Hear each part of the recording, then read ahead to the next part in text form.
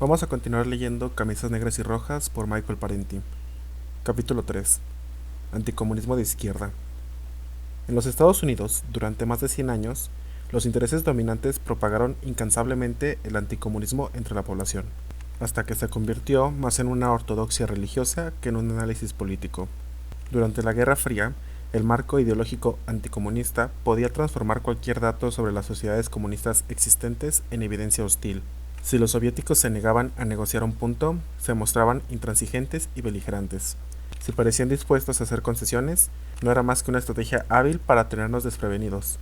Al oponerse al desarme, habrían demostrado su intención agresiva, pero cuando de hecho apoyaron la mayoría de los tratados de armamento, fue porque eran mendaces y manipuladores.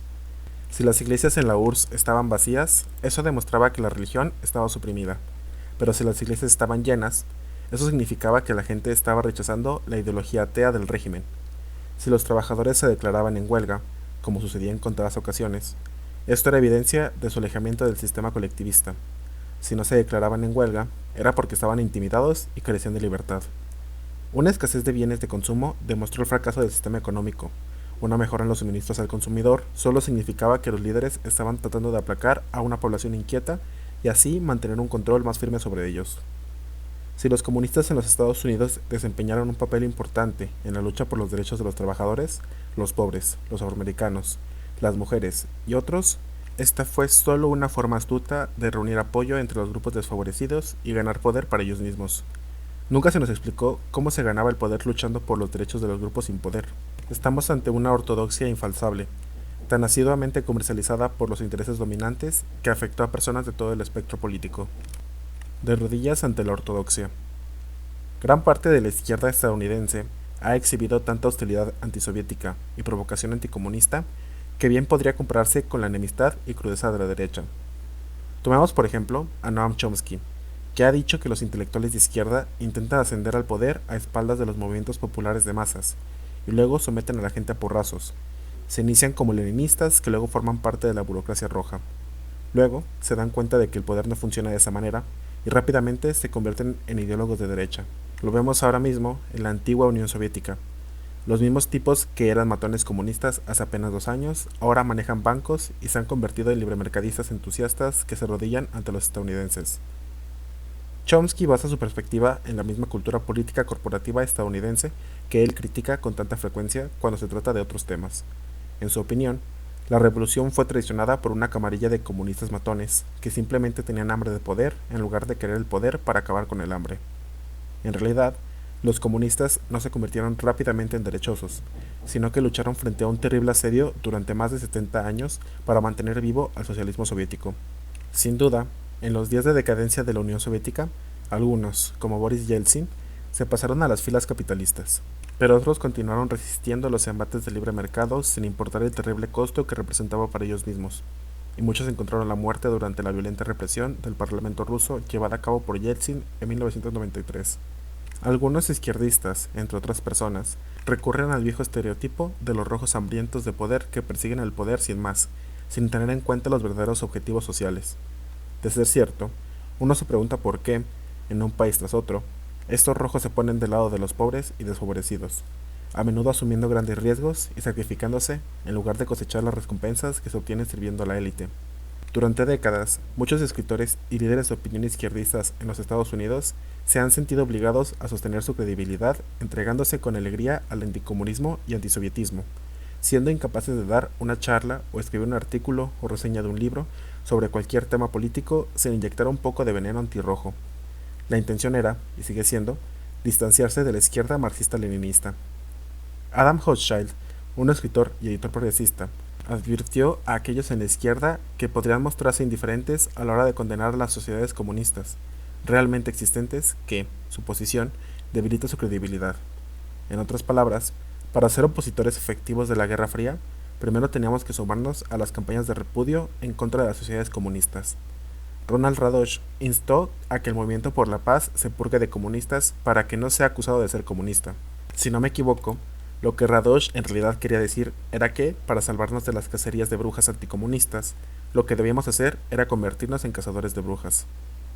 Purgar a la izquierda de los comunistas se convirtió en una práctica de larga data, que tuvo efectos nocivos en varios movimientos progresistas. Por ejemplo, en 1949, unos 12 sindicatos fueron expulsados del CIO porque tenían rojos en su dirección.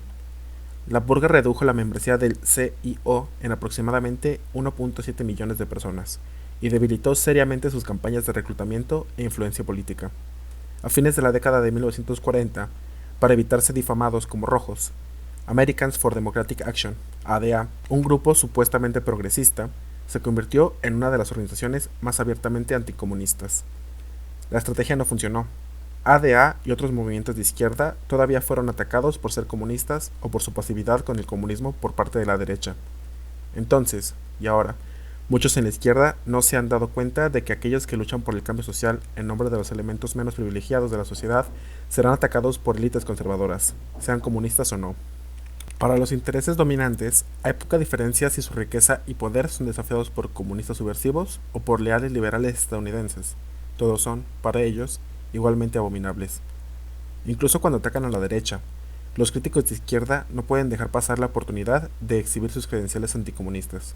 Por ejemplo, Mark Green escribe en una crítica al presidente Ronald Reagan que cuando se le presente una situación que desafía su catecismo conservador, como un marxista-leninista dogmático, Reagan no cambiará de opinión, sino alterará los hechos. Mientras profesan una dedicación a la lucha contra el dogmatismo, tanto de la derecha como de la izquierda, las personas que realizan tales genuflexiones de rigor refuerzan el dogma anticomunista.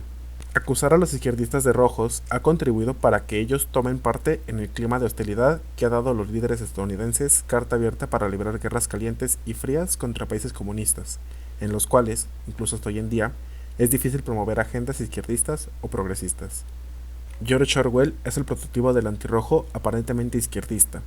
Durante la Segunda Guerra Mundial, mientras la Unión Soviética luchaba por su vida contra los invasores nazis en Stalingrado, Orwell anunció que la voluntad de criticar a Rusia y Stalin es la prueba de honestidad intelectual. Es lo único que desde el punto de vista de un intelectual literario es realmente peligroso. Instalado a salvo dentro de una sociedad virulentamente anticomunista, Orwell, con la típica hipocresía orwelliana, caracterizó la condena del comunismo como un valiente y solitario acto de desafío. Hoy, su progenie ideológica sigue en ello, ofreciéndose como intrépidos críticos izquierdistas de la izquierda, librando una valiente lucha contra las imaginarias hordas marxista-leninistas-estalinistas. En la izquierda, lo que hace falta es una evaluación racional de la Unión Soviética, una nación que soportó una guerra civil prolongada y una invasión extranjera multinacional en los primeros años de su existencia, y que 2 décadas después fue capaz de derrotar y destruir a la bestia nazi, con todos los terribles costos que aquello significó. En las 3 décadas posteriores a la revolución bolchevique, los soviéticos lograron avances industriales equivalentes a los que el capitalismo tardó un siglo en lograr, mientras alimentaban y educaban a sus hijos en lugar de ponerlos a trabajar 14 horas al día como lo hicieron, y aún lo hacen, los industriales capitalistas en muchas partes del mundo. Y la Unión Soviética, junto con Bulgaria, la República Democrática Alemana y Cuba, brindaron asistencia vital a los movimientos de liberación nacional en países de todo el mundo, entre los que podemos contar al Congreso Nacional Africano de Nelson Mandela en Sudáfrica. Los anticomunistas de izquierda se mostraron deliberadamente indiferentes a los dramáticos logros obtenidos bajo el comunismo por masas de personas previamente empobrecidas. Algunos incluso despreciaban tales logros. Todavía recuerdo cómo en Burlington, Vermont, en 1971, el anarquista anticomunista Murray Bookchin hizo alusión, de forma burlona, a mi preocupación por los niños pobres que fueron alimentados gracias al comunismo. Tergiversación de conceptos. Los que nos negamos a unirnos al repudio antisoviético fuimos calificados por los anticomunistas de izquierda como apologistas soviéticos y estalinistas, incluso si no nos agradaba Stalin y su sistema autocrático de gobierno, y creíamos que había cosas verdaderamente desastrosas en la sociedad soviética de aquel momento. En la primera edición de mi libro Inventing Reality, escribí: la negatividad generalizada de los medios estadounidenses con respecto a la Unión Soviética podría inducir a algunos de nosotros a reaccionar con una visión absolutamente positiva de esa sociedad. Lo cierto es que en la URSS existen serios problemas de productividad laboral, industrialización, urbanización, burocracia, corrupción y alcoholismo. Hay cuellos de botella en la producción y distribución, fallas en los planes, escasez de bienes de consumo, abusos criminales de poder, represión de disidentes y expresiones de alienación entre algunas personas de la población. Nuestro verdadero pecado fue que, a diferencia de muchos izquierdistas, nos negamos a tragarnos sin crítica la propaganda de los medios estadounidenses sobre las sociedades comunistas. En cambio, Sostuvimos que, además de las tan publicitadas deficiencias e injusticias, había características positivas que valía la pena preservar, que mejoraron las vidas de cientos de millones de personas de manera significativa y humanizadora. Esta afirmación inquietó a los anticomunistas de izquierda, que no podían pronunciar una palabra positiva sobre ninguna sociedad comunista, a excepción, a lo mejor, de Cuba, y no podían prestar un oído tolerante o incluso cortés a cualquiera que lo hiciera. En parte, como reacción a la omnipresente propaganda anticomunista que impregnaba a los medios de comunicación y a la vida pública estadounidenses. Muchos comunistas estadounidenses y otras personas afines a ellos se abstuvieron de criticar las características autócratas de la Unión Soviética. En consecuencia, fueron acusados de pensar que la URSS era un paraíso de los trabajadores por parte de críticos que aparentemente se conformarían con nada menos que estándares paradisíacos. Después de las revelaciones de Khrushchev en 1953, los comunistas estadounidenses admitieron a regañadientes que Stalin había cometido errores e incluso había cometido algunos crímenes. Saturados por la ortodoxia anticomunista, la mayoría de los izquierdistas estadounidenses han practicado un macartismo de izquierda contra las personas que tienen algo positivo que decir sobre el comunismo realmente existente, excluyéndolos de la participación en conferencias, juntas asesoras, apoyos políticos y publicaciones de izquierda. Al igual que los conservadores, los anticomunistas de izquierda no desearon nada menos que una condena generalizada de la Unión Soviética, acusándola de ser una monstruosidad estalinista y una aberración moral leninista. El hecho de que muchos izquierdistas estadounidenses tengan poca familiaridad con los escritos y el trabajo político de Lenin no les impide utilizar la etiqueta leninista. Noam Chomsky, quien es una fuente inagotable de caricaturas anticomunistas, ofrece este comentario sobre el leninismo.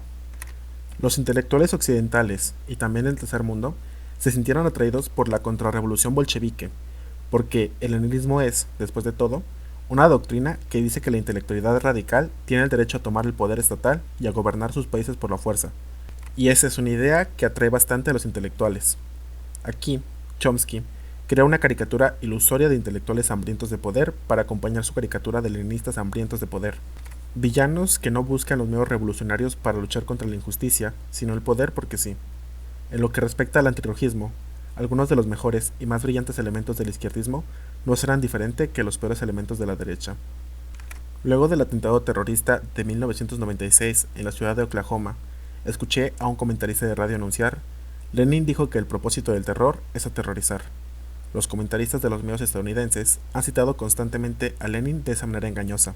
En realidad, su declaración desaprobaba el terrorismo, polemizó contra actos terroristas aislados que no hacían más que sembrar el terror entre la población, daban paso a la represión y aislaban al movimiento revolucionario de las masas. Lejos de ser un conspirador totalitario y dogmático, Lenin instó a la construcción de amplias coaliciones y organizaciones de masas que abarcaban a personas que se encontraban en diferentes niveles del desarrollo político.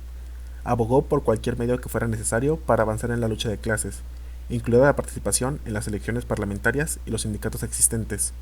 Sin duda, la clase obrera, como cualquier grupo de masas, necesitaba organización y liderazgo para librar una lucha revolucionaria exitosa, que era el papel de un partido de vanguardia, pero eso no significaba que la revolución proletaria pudiese ser alcanzada por el esfuerzo de golpistas o terroristas. Lenin procuró evitar constantemente los dos extremos del oportunismo burgués liberal y el aventurerismo ultraizquierdista. Sin embargo, él mismo es considerado con frecuencia como un golpista ultraizquierdista por parte de los periodistas más importantes y algunas personas de izquierda. Si el enfoque de la revolución de Lenin es deseable o incluso relevante hoy en día, es una pregunta que merita un examen crítico. Sin embargo, es poco probable que tenga lugar una evaluación útil por parte de personas que tergiversan su teoría práctica. Los anticomunistas de izquierda consideran moralmente inaceptable cualquier asociación con organizaciones comunistas debido a los crímenes del comunismo. Sin embargo, muchos de ellos están asociados con el Partido Demócrata en ese país, ya sean como votantes o como miembros. Parecen mostrarse indiferentes a los crímenes políticos moralmente inaceptables cometidos por líderes de esta organización bajo una u otra administración demócrata. 120.000 estadounidenses de origen japonés fueron arrancados de sus hogares y medios de subsistencia y enviados a campos de detención. Se lanzaron bombas atómicas sobre Hiroshima y Nagasaki, resultando en una enorme pérdida de vidas inocentes. El FBI se dio la autoridad para infiltrarse en grupos políticos. La ley Smith se empleó para encarcelar a los líderes del Partido Socialista Trotskista de los Trabajadores y más tarde a los líderes del Partido Comunista por sus posiciones políticas. Se establecieron campos de detención para reunir a los disidentes políticos en caso de una emergencia nacional. Durante los últimos años de la década de 1940 y 1950, 8.000 trabajadores públicos fueron expulsados del gobierno debido a sus asociaciones y puntos de vista políticos, y miles más fueron purgados en sus respectivas áreas de servicio. La ley de neutralidad se utilizó para imponer un embargo a la República Española que funcionó a favor de las legiones fascistas de Franco. Se iniciaron programas homicidas de contrainsurgencia en varios países del tercer mundo, y la guerra de Vietnam se prosiguió e intensificó. Y durante mayor parte del siglo XX, el liderazgo del Partido Demócrata en el Congreso protegió la segregación racial y bloqueó todos los proyectos de ley contra los linchamientos y el empleo justo. Sin embargo, todos estos crímenes, que traen la ruina y la muerte a muchos, no han conmovido a los progresistas, los socialdemócratas y los socialistas democráticos, anticomunistas, por lo que no insisten en que eminamos condenas generalizadas contra el Partido Demócrata o el sistema político que lo produjo. Ciertamente no con el fervor intolerable que se ha dirigido contra el comunismo realmente existente. Socialismo puro versus socialismo de asedio. Dicen algunos izquierdistas estadounidenses que los levantamientos en Europa del Este no constituyeron una derrota para el socialismo, puesto que el socialismo nunca existió en esos países. Dicen que los estados comunistas no ofrecieron nada más que un capitalismo de estado burocrático, de partido único o algo por el estilo. Si llamamos socialistas a los antiguos países comunistas, sería solo una cuestión de definición. Sin embargo, vale la pena aclarar que constituyeron algo diferente a lo que existía en el mundo capitalista que gira en torno a las ganancias, algo que los propios capitalistas reconocieron abiertamente.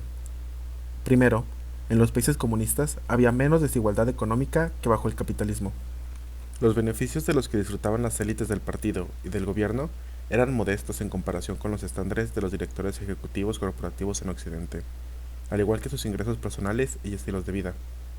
Los líderes soviéticos como Yuri Andropov y Leonid Brezhnev no vivían en mansiones lujosamente decoradas como la Casa Blanca, sino en apartamentos relativamente grandes en un proyecto de viviendas cerca del Kremlin reservado para los líderes gubernamentales.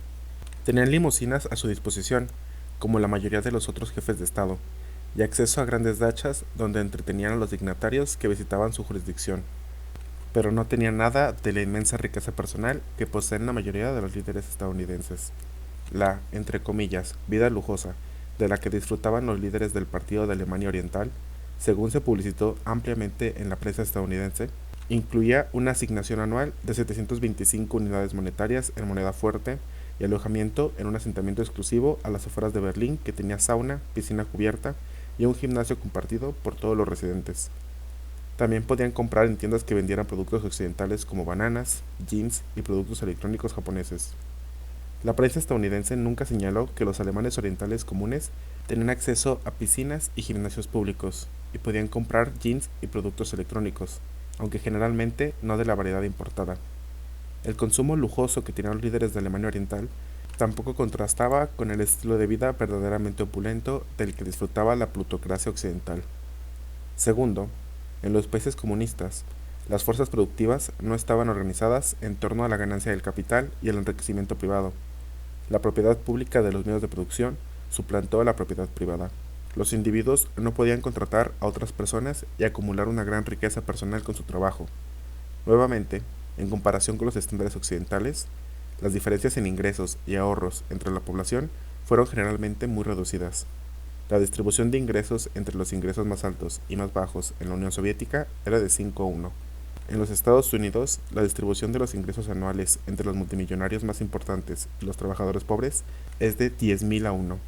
En tercer lugar, se dio prioridad a los servicios humanos. Aunque la vida bajo el comunismo dejaba mucho que desear y los servicios en sí rara vez eran los mejores, los países comunistas garantizaban a sus ciudadanos un nivel mínimo de seguridad y supervivencia económica, incluida la educación garantizada, el empleo, la vivienda y la asistencia médica. Cuarto, los países comunistas no buscaron que el capital penetre en otros países. Al carecer del incentivo de las ganancias como fuerza motriz y, por lo tanto, al no tener la necesidad de encontrar constantemente nuevas oportunidades de inversión, no expropiaron las tierras, el trabajo, los mercados y los recursos naturales de las naciones más débiles, es decir, no practicaron el imperialismo económico. La Unión Soviética llevó a cabo relaciones comerciales y de ayuda en términos que, en general, fueron favorables para las naciones de Europa del Este y Mongolia, Cuba e India. Todos los puntos anteriores fueron principios organizativos para cada sistema comunista en un grado u otro, Ninguno de los anteriores se aplicó a países de libre mercado como Honduras, Guatemala, Tailandia, Corea del Sur, Chile, Indonesia, Zaire, Alemania o los Estados Unidos. Pero un verdadero socialismo, se nos dice, sería controlado por los propios trabajadores a través de la participación directa en lugar de ser dirigido por leninistas, stalinistas, castristas u otras camarillas burocráticas malvadas, hambrientas de poder, de hombres malvados que traicionan las revoluciones. Desafortunadamente, esta visión del socialismo puro es ahistórica e infalsable. No puede ser puesto a prueba frente a las realidades de la historia.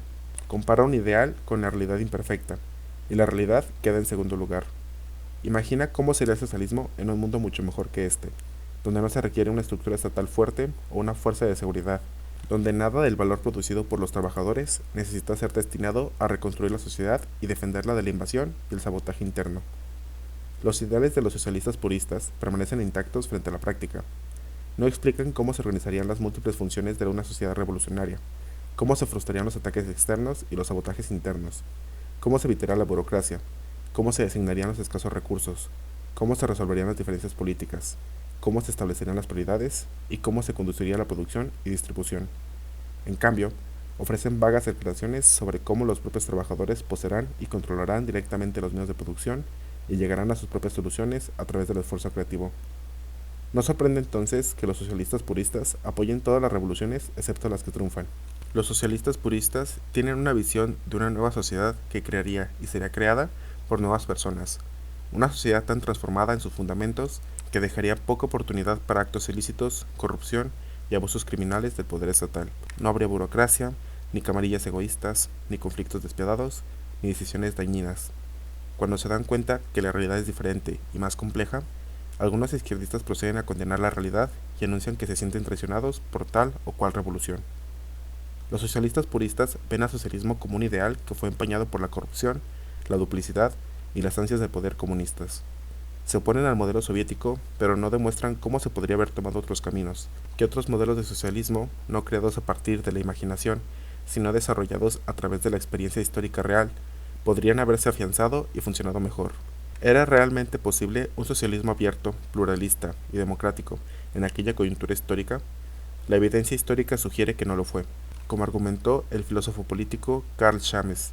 ¿Cómo saben los críticos de izquierda que el problema fundamental era la naturaleza de los partidos revolucionarios en el poder, en lugar de, digamos, la concentración global de capital que está destruyendo todas las economías independientes y poniendo fin a la soberanía nacional en todas partes? Y, suponiendo que así hubiese sido, ¿de dónde vino esta, entre comillas, naturaleza? Estaba esta naturaleza desencarnada, desconectada del tejido de la sociedad misma, de las relaciones sociales que le impactaban. Se pueden encontrar miles de ejemplos en los que la centralización del poder fue una decisión necesaria para asegurar y proteger las relaciones socialistas. De lo que se ha podido observar en las sociedades comunistas realmente existentes, lo positivo del socialismo y lo negativo de la burocracia, el autoritarismo y la tiranía se configuraron en prácticamente todas las esferas de la vida. Los socialistas puristas culpan regularmente a la propia izquierda de cada derrota que sufre. Sus dudas son interminables. Por eso escuchamos que las luchas revolucionarias fracasan, porque sus líderes esperan demasiado o actúan demasiado pronto. Son demasiado tímidos o demasiado impulsivos, demasiado tercos o se dejan influir con demasiada facilidad. Se nos dice que los líderes revolucionarios son cautelosos o arriesgados, burocráticos u oportunistas, rígidamente organizados o insuficientemente organizados, antidemocráticos o que no brindan un liderazgo fuerte. Pero siempre los líderes fracasan porque no confían en la acción directa de los trabajadores, quienes aparentemente resistirían y superarían todas las adversidades si tan solo tuvieran el tipo de liderazgo existente en el grupúsculo de estos críticos izquierdistas. Desafortunadamente, estos críticos parecerían ser incapaces de producir un movimiento revolucionario exitoso en su propio país, impulsado por su sobresaliente liderazgo. Tony Febo cuestiona esta costumbre de culpabilizar al liderazgo que presentan los socialistas puristas. Se me ocurre que cuando personas tan inteligentes, diferentes, dedicadas y heroicas como Lenin, Mao, Fidel Castro, Daniel Ortega, Ho Chi Minh y Robert Mugabe, y los millones de personas heroicas que lo siguieron lucharon con ellos, terminan más o menos en el mismo lugar. A lo mejor tiene lugar algo más grande que determinadas decisiones tomadas en tal o cual reunión. Estos líderes no estaban en el vacío, estaban en un torbellino, y la succión, la fuerza, el poder que los hizo rotar ha permanecido girando y destrozando este planeta por más de 900 años. Culpar a tal o cual teoría o a tal o cual líder es una tontería, no el tipo de análisis que deberían hacer los marxistas. Sin duda, los socialistas puristas no carecen del todo de agendas específicas para lograr la revolución. Después de que los sandinistas derrocaran la dictadura de Somoza en Nicaragua, un grupo de ultraizquierda en ese país exigió la propiedad directa de las fábricas por parte de los trabajadores. Los trabajadores armados tomarían el control de la producción sin rendir cuentas a gerentes, planificadores estatales, burócratas o militares. Si bien es innegablemente atractivo, este sindicalismo obrero se opone a las necesidades del poder estatal. Bajo tales condiciones, la revolución nicaragüense no habría durado 2 meses en contra de la contrarrevolución patrocinada por Estados Unidos que asoló el país. No habría podido movilizar suficientes recursos para desplegar un ejército, tomar medidas de seguridad o construir y coordinar programas económicos y servicios humanos a escala nacional. Descentralización versus supervivencia. Para que una revolución popular sobreviva, debe tomar el poder estatal y usarlo para a. Romper el dominio que ejerce la clase propietaria sobre las instituciones y los recursos de la sociedad, y b. Resistir el contraataque reaccionario que seguramente vendrá. Los peligros internos y externos que enfrenta una revolución requieren un poder estatal centralizado que no es particularmente del agrado de nadie, ni en la Rusia soviética de 1917, ni en la Nicaragua sandinista de 1980. Engels ofrece un relato apropiado de un levantamiento en España entre 1872 y 1873 en el que los anarquistas tomaron el poder de varios municipios de todo el país. Al principio, la situación parecía prometedora. El rey había abdicado y el gobierno burgués solo podía reunir unos pocos miles de tropas mal entrenadas. Sin embargo, esta fuerza heterogénea prevaleció porque se enfrentó una rebelión completamente parroquial. Cada ciudad se declaró cantón independiente y nombró una junta revolucionaria de gobierno, escribió Engels. Cada ciudad actuó por su cuenta y declaraba esencial no su cooperación con las otras ciudades, sino su separación de ellas, con lo cual cerraba el paso a toda posibilidad de una ofensiva general en contra de la embestida burguesa. Fue la atomización y el aislamiento de las fuerzas revolucionarias lo que permitió a unas y las mismas tropas del gobierno ir aplastando un alzamiento tras otro. En la biografía de Louise Michel, la historiadora anarquista Edith Thomas afirma que el anarquismo es la ausencia de gobierno, la administración directa de las propias vidas por parte de las personas. ¿Quién no podría querer eso? Thomas no explica cómo funcionaría, solamente afirma que los anarquistas lo quieren ahora mismo, en toda la confusión y el desorden de la hora. Señala con orgullo que el anarquismo todavía está intacto como ideal, porque nunca se ha intentado. Ese es exactamente el problema. ¿Por qué tantos cientos de rebeliones reales, incluidas las dirigidas por los propios anarquistas, el anarquismo nunca se ha intentado o nunca ha logrado sobrevivir durante un periodo de tiempo de forma intacta? En el levantamiento anarquista que Engels describió, los rebeldes, en aparente contradicción con su propia ideología, no confiaron en la administración directa del pueblo, que nos describe Thomas, sino que establecieron juntas administrativas. El ideal, cuya cualidad es que nunca se ha practicado ni conseguido, ayuda a sostener la ideal de que es mejor que cualquier otra cosa en la mente de algunos. La autonomía parroquial descentralizada es el cementerio de la insurgencia. Puede que esta sea la razón por la cual nunca ha habido una revolución anarcosindicalista exitosa. Idealmente, sería bueno tener solo participación local, autodirigida, de los trabajadores, con un mínimo de burocracia, policía y ejército. Este probablemente será el desarrollo del socialismo, si alguna vez se permitiera que el socialismo se desarrollara sin obstáculos de parte de la subversión y el ataque contrarrevolucionario. Uno debería recordar cómo, entre 1918 y 1920, 14 naciones capitalistas, incluyendo los Estados Unidos, invadieron la Rusia soviética en un intento sangriento pero infructuoso de derrocar el gobierno bolchevique revolucionario. Los años de invasión extranjera y guerra civil intensificaron la psicología de asedio de los bolcheviques y fortalecieron su compromiso con la unidad del partido y un aparato de seguridad represivo. Así, en mayo de 1921, el mismo Lenin, que había alentado la práctica de la democracia interna del partido y luchado contra Trotsky para dar a los sindicatos una mayor medida de autonomía, ahora pedía el fin de la posición obrera y otros grupos fraccionarios dentro del partido. Trotsky era uno de los líderes bolcheviques más autoritarios, menos inclinados a tolerar la autonomía organizativa, la diversidad de puntos de vista y la democracia interna del partido. Pero en el otoño de 1923, al encontrarse en una posición minoritaria, superado por Stalin y otros, Trotsky desarrolló una repentina preocupación por los procedimientos del partido y la democracia obrera. Desde entonces, ha sido aclamado por algunos seguidores como un demócrata antiestalinista. Ha llegado el momento, dijo Lenin durante el 10º Congreso del partido, de poner fin a la oposición, de ponerle un tope. Ya hemos tenido suficiente oposición. La apertura en el debate y las tendencias conflictivas dentro y fuera del partido concluyeron los comunistas, habían producido una apariencia de división y debilidad que invitaba al ataque de formidables enemigos. Apenas un mes antes, en abril de 1921, Lenin había pedido una mayor representación de los trabajadores en el Comité Central del partido. En resumen, no se había vuelto antiobrero, sino antioposición. Aquí había una revolución social, como todas las demás, a las que no se le permitió desarrollar su vida política y material sin trabas. Con respecto a los años anteriores a 1921, el sovietólogo Stephen Cohen escribe: la experiencia de la guerra civil y el comunismo de guerra alteró profundamente tanto el partido como el emergente sistema político. Otros partidos socialistas fueron expulsados de los soviets, y las normas democráticas, así como el perfil casi libertario y reformista del Partido Comunista, dieron paso a un autoritarismo rígido y una militarización generalizada. Se eliminó gran parte del control popular ejercido por los soviets locales y los comités de fábrica. En palabras de un líder bolchevique, la república es un campo armado. A finales de la década de 1920, los soviéticos tuvieron que decidir entre a. moverse en una dirección aún más centralizada con una economía planificada y la colectivización agraria forzada, además de llevar a cabo un proceso de industrialización a toda velocidad bajo un liderazgo de partido autoritario y autocrático, el camino tomado por Stalin, o b. moverse en una dirección liberalizada, permitiendo más diversidad política, más autonomía para los sindicatos y otras organizaciones, debate y crítica más abiertos, mayor autonomía entre las diversas repúblicas soviéticas, un sector de pequeñas empresas de propiedad privada, desarrollo agrícola independiente por parte del campesinado, mayor énfasis en los bienes de consumo y menos esfuerzo en el tipo de acumulación del capital necesaria para construir una base militar industrial fuerte. Este último, creo, habría producido una sociedad más cómoda, más humana y servicial. El socialismo de asedio habría dado paso a un socialismo de consumo. El único problema es que el país habría corrido el riesgo de ser incapaz de resistir la embestida nazi. En cambio, la Unión Soviética se embarcó en una industrialización rigurosa y forzada. Esta política se ha mencionado a menudo como uno de los grandes errores de Stalin en perjuicio de su pueblo. Para traer a uno de los innumerables ejemplos, recientemente Roger Burbach criticó a Stalin por precipitar a la Unión Soviética en el camino hacia la industrialización.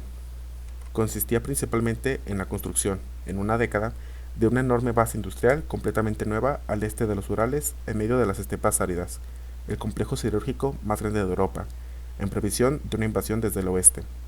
El dinero corría como el agua, los hombres se congelaron, pasaron hambre y sufrieron, pero la construcción continuó sin tener consideración con los individuos, en un heroico esfuerzo colectivo como no ha ocurrido nunca en la historia. La profecía de Stalin de que la Unión Soviética solo tenía 10 años para hacer lo que los británicos habían hecho en un siglo resultó ser cierta. Cuando los nazis invadieron en 1941, aquella misma base industrial, instalada con seguridad a miles de millas del frente, produjo las armas que eventualmente cambiaron el rumbo de la guerra. La vida de 22 millones de ciudadanos soviéticos que perecieron en la guerra y una devastación y sufrimiento inconmensurables fueron el costo de sobrevivir al embate nazi. Sus efectos distorsionarían la sociedad soviética durante las décadas posteriores. Esto no quiere decir que todo lo que hizo Stalin fuera una necesidad histórica. Las exigencias de la supervivencia revolucionaria no hicieron inevitable la ejecución despiadada de cientos de viejos líderes bolcheviques, el culto a la personalidad de un líder supremo que reclamaba cada logro revolucionario como un logro propio, la supresión de la vida política del partido a través del terror, la eventual censura del debate sobre el ritmo de la industrialización y la colectivización, la regulación ideológica de toda la vida intelectual y cultural y las deportaciones masivas de nacionalidades sospechosas. Los efectos transformadores del ataque contrarrevolucionario se han sentido en otros países. Un militar sandinista que conocí en Viena en 1986 señaló que los nicaragüenses no eran un pueblo guerrero, pero que tenían que aprender a luchar porque se enfrentaban a una guerra mercenaria destructiva patrocinada por los Estados Unidos. Lamentó el hecho de que la guerra y el embargo obligaron a su país a posponer gran parte de su agenda socioeconómica. Al igual que con Nicaragua, también con Mozambique, Angola y muchos otros países en los que las fuerzas mercenarias financiadas por Estados Unidos destruyeron tierras de cultivo, aldeas, centros de salud y centrales eléctricas, mientras asesinaban o mataban de hambre a cientos de miles. La recién nacida revolución fue estrangulada en su cuna, o se desangró hasta desfigurarse. En realidad, debería ganar tanto reconocimiento como la represión de los disidentes en tal o cual sociedad revolucionaria. El derrocamiento del comunismo soviético y de Europa del Este fue celebrado por muchos intelectuales de izquierda. Ahora la democracia tendrá cabida. El pueblo estará libre del yugo del comunismo y la izquierda estadounidense estará libre del albatros del comunismo realmente existente, o como lo expresó el teórico de la izquierda, Richard Lynchman, liberada del incubo de la Unión Soviética y del súcubo de la China comunista. De hecho, la restauración del capitalismo en Europa del Este debilitó seriamente las numerosas luchas de liberación del tercer mundo que habían recibido ayuda de la Unión Soviética y engendró una nueva generación de gobiernos de derecha que ahora trabajan mano a mano con los contrarrevolucionarios estadounidenses alrededor del mundo. Además, la destrucción del comunismo dio luz verde a los impulsos explotadores desenfrenados de los intereses corporativos occidentales. Una vez libres de la necesidad de convencer a sus trabajadores de que vivían mejor que sus contrapartes en Rusia, y sin las restricciones que impone tener un sistema competidor, la clase corporativa inició con el desmantelamiento de todas las conquistas que la clase trabajadora había logrado en Occidente a lo largo de los años. Ahora que el libre mercado, en su forma más primitiva, emerge triunfante en Oriente, prevalece también en el Occidente. El capitalismo con rostro humano está siendo reemplazado por el capitalismo inhumano. Como dijo Richard Levins, en la nueva agresividad exuberante que experimentamos en el capitalismo global, podemos identificar lo que los comunistas y sus aliados habían mantenido a raya. Sin haber entendido nunca el papel que jugaron las potencias comunistas realmente existentes para moderar los peores impulsos del capitalismo e imperialismo occidentales, y habiendo percibido el comunismo como nada más que un mal absoluto, los anticomunistas de izquierda no anticiparon las derrotas que estaban por venir. Algunos de ellos todavía no lo entienden. Capítulo 4. Comunismo de fantasía. Los diversos países comunistas experimentaron importantes deficiencias sistemáticas. Si bien estos problemas internos se vieron gravemente exacerbados por la destrucción y la amenaza militar impuesta por las potencias capitalistas occidentales, hubo una serie de dificultades que parecían inherentes al propio sistema. El premio a la ineficiencia. Todas las naciones comunistas cargaron el yugo de rígidos sistemas de control económico. Si bien hablo del pasado, la siguiente discusión también se aplica a los pocos países comunistas que aún existen. La planificación centralizada fue útil e incluso necesaria en el periodo anterior al socialismo de asedio para producir acero, trigo y tanques con el fin de construir una base industrial y resistir el ataque nazi. Pero después obstaculizó el desarrollo y crecimiento tecnológico y demostró ser capaz de suministrar una gama suficientemente amplia de bienes y servicios de consumo. No se pudo diseñar ningún sistema informático capaz de modelar con precisión una economía vasta e intricada. Ningún sistema podría recopilar y procesar la inmensa variedad de información detallada necesaria para tomar decisiones correctas sobre millones de tareas de producción. La planificación de arriba hacia abajo sofocó la iniciativa en todo el sistema. El estancamiento se evidenció en el fracaso del liderazgo industrial soviético para aplicar las innovaciones de la revolución científico-tecnológica de los años 1970 y 1980, incluido el uso de la tecnología informática. Aunque los soviéticos produjeron muchos de los mejores matemáticos, físicos y otros científicos del mundo, poco de su trabajo encontró una aplicación concreta. Como dijo con amargura Mikhail Gorbachev ante el 28 Congreso del Partido Comunista en 1990, ya no podemos tolerar el sistema gerencial que rechaza el progreso científico y tecnológico y las nuevas tecnologías, tan caracterizado por la ineficacia de costos, el despilfarro y el desperdicio. No basta con denunciar la ineptitud, también se debe tratar de explicar por qué persistió a pesar de las repetidas exhortaciones de los líderes, desde el mismo Stalin, que estaba enfurecido por los burócratas oportunistas. Una explicación del fracaso del sistema de gestión se puede encontrar en el propio sistema, que creó desincentivos para la innovación. 1. Los gerentes evitaban aquellos atajos tecnológicos que pudiesen conducir a su propia obsolescencia. Muchos de ellos no eran competentes en las nuevas tecnologías y habría sido necesario reemplazarlos. 2. Los gerentes no recibían recompensas por tomar riesgos. Mantuvieron sus puestos sin importar si se desarrollaba tecnología innovadora. Lo mismo aplicó a sus superiores y planificadores centrales. 3. Los suministros necesarios para el cambio tecnológico no estaban disponibles con facilidad, dado que los insumos estaban fijados por el plan y todos los materiales y la mano de obra estaban totalmente comprometidos. Era difícil desviar los recursos hacia la innovación. Además, la experimentación aumentaba el riesgo de no cumplir con las cuotas. 4. No había ningún incentivo para producir mejores máquinas para otras empresas, ya que eso no generaba recompensas para la propia empresa. Muy por el contrario, bajo la presión de obtener resultados cuantitativos, los gerentes a menudo reducían la calidad. 5. Había escasez de piezas de repuesto, tanto para la producción industrial como para los bienes de consumo de uso duradero. Debido a que los principales planificadores fijaban precios tan bajos artificialmente para las piezas de repuesto, rara vez era rentable para las fábricas producirlas. 6. Debido a que los productores no pagaban el precio real de las materias primas, el combustible y otros insumos, las empresas a menudo los usaban de manera ineficiente. 7. La capacidad productiva estaba subutilizada. Los problemas de distribución llevaron a un exceso de inventario. Debido a los envíos irregulares, había una tendencia a acaparar más de lo que se podía poner en la producción, lo que empeoraba la escasez. 8. Las mejoras en la producción resultaban en el aumento de las cuotas. En efecto, las fábricas bien administradas fueron castigadas con mayores cargas de trabajo. Las de bajo rendimiento fueron recompensados con cuotas más bajas y subsidios estatales. La irresponsabilidad gerencial era un problema tanto en la agricultura como en la industria. El comentario de un organizador agrícola vietnamita podría describir la situación en la mayoría de los otros países comunistas. La dolorosa lección de la cooperatización agrícola fue que la gerencia no tenía incentivos para tener éxito o producir. En todo caso, la administración de la granja a menudo estaba motivada para proporcionar un producto deficiente.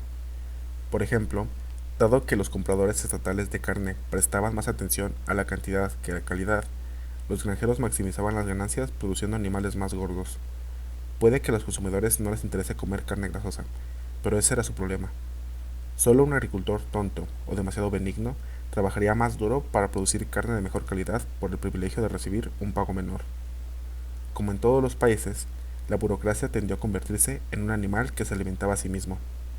El personal administrativo aumentó a un ritmo más rápido que los trabajadores productivos. En algunas empresas, el personal administrativo constituía la mitad del número total de trabajadores. Una fábrica de 11.000 trabajadores de producción podría tener un personal administrativo de 5.000, una carga considerable para la productividad.